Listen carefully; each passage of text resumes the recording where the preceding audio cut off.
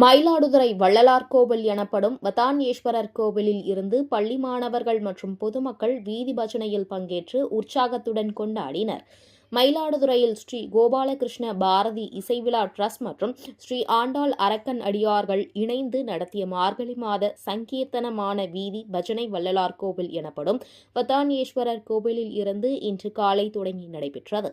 இதில் பொதுமக்கள் திருப்பாவை, திருவெம்பாவை மற்றும் பக்தி பாடல்களை பாடியவாறு கோவிலின் சன்னதி தெரு மற்றும் 4 மடவளாகம் வழியாக கோவிலை வலம் வந்தனர். பள்ளி மாணவர்கள் ராமர், ராதை, ருக்மணி மற்றும் அம்மன் வேடமணிந்து பங்கேற்றனர். மேலும் பரதநாட்டிய மாணவிகள் வீதியில் பரதமாடி பரவசப்படுத்தினர். பெண்கள் கும்மி அடித்து இறைவனை வழிபட்டு வீதி பஜனையில் பங்கேற்றனர்.